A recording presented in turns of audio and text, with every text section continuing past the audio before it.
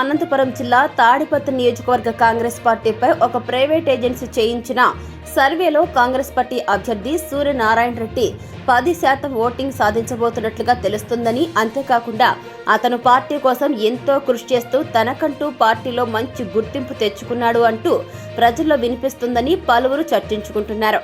అటు జేసీ అస్మిత్ రెడ్డి, ఇటు కేతిరెడ్డి పెద్దారెడ్డికి పోటీగా కాంగ్రెస్ పార్టీ నిలుస్తోందని, సూర్యనారాయణ రెడ్డికి కాంగ్రెస్ పార్టీ టికెట్ ఇస్తే వారికి పోటీగా నిలుస్తూ గెలుపుకు కృషి చేస్తారని ప్రజల్లో నానుడి. ఇక జేసీ అస్మిత్ రెడ్డి, ఎమ్మెల్యే కేతిరెడ్డి పెద్దారెడ్డిపై ఓట్లను చీల్చేందుకు కాంగ్రెస్ పార్టీ కృషి చేస్తుందని ప్రజల్లో గట్టిగా వినిపిస్తుందని ప్రజల్లో గుసగుసలు వినిపిస్తున్నాయి.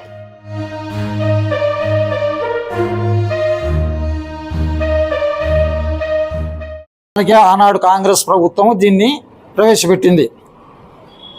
విజయభాస్కర్ రెడ్డి గారు ప్రారంభించిన పథకాన్ని తమ పథకంగా మార్చుకున్నారు.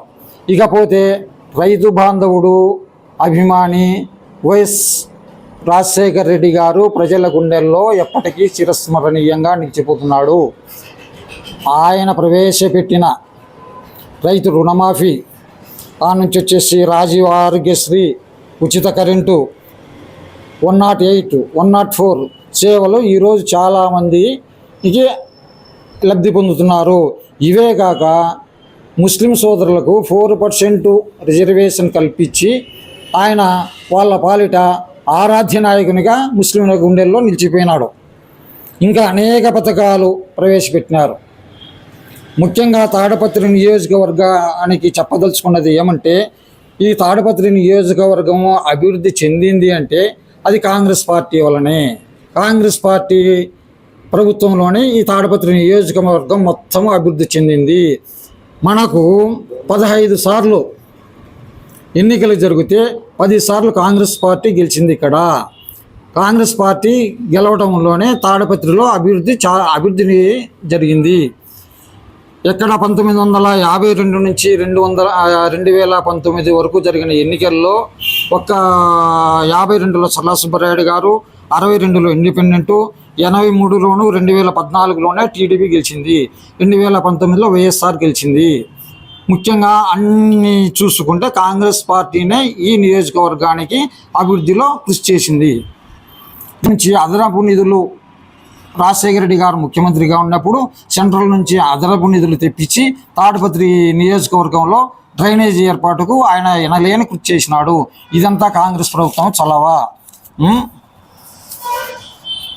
కాంగ్రెస్ ప్రభుత్వంలో రైతాంగానికి వస్తే, కాంగ్రెస్ ప్రభుత్వంలో మరి చెన్నారెడ్డి గారు ఉన్నప్పుడే చాగల రిజర్వాయర్ ఓపెన్ చేసినారు. చాగల రిజర్వాయర్కు పునాది వేసినారు.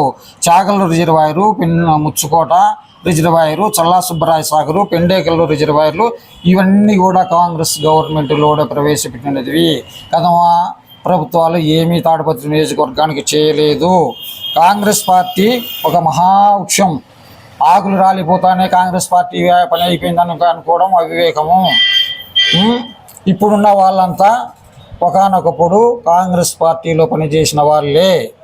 రాబో ఎన్నికల్లో తాడిపత్రి నియోజకవర్గ ఓటర్లందరికీ మనవి, కాంగ్రెస్ పార్టీ ఏం చేస్తుందో మేము చెప్పదలుచుకున్నాము. మేము 6 పథకాల గ్యారంటీ పథకాలు మేము అమలు చేస్తున్నాము. ఒకటి మహాలక్ష్మి పథకము. ఈ పథకం కింద 500 రూపాయలకి మహిళలకు గ్యాస్ ఇస్తున్నాము. 2500 రూపాయలు సహకరిస్తున్నాము. ఇంకా నుంచి వచ్చేసి ప్రతి బస్సులోనే ఉచిత ప్రయాణము కొనసాగిస్తున్నాము. రైతులకు రైతు భరోసా కింద సంవత్సరానికి 15,000 రూపాయలు పెట్టుబడి ప్లస్ 12,000 రూపాయలు కౌలు రైతులకు ప్లస్ వరికి 500 రూపాయలు అదనపు బోనస్గా కాంగ్రెస్ గవర్నమెంట్ ప్రవేశపెట్టింది. గృహలక్ష్మి పథకం కింద 200 యూనిట్ల వరకు మహిళలకు ఉచిత విద్యుత్ సరఫరా చేస్తున్నాము. ఇందిరమ్మ ఇండ్లు మొదటి నుంచి కాంగ్రెస్ ప్రభుత్వం యొక్క ఒక లక్ష్యము, అది నెరవేరుస్తున్నాము. యువత వికాసము, పిల్లలకు చదివించే దానిలలో ఫీజు రియంబర్స్మెంట్ 2 లక్షల వరకు ఆర్థిక ప్రణాళిక, ఆర్థిక చేయూత ఇస్తున్నాము. ఇక చేయూత ప్రతి నెల 4,000 రూపాయలు మహిళలకు పెన్షన్ పెంచబోతున్నాము.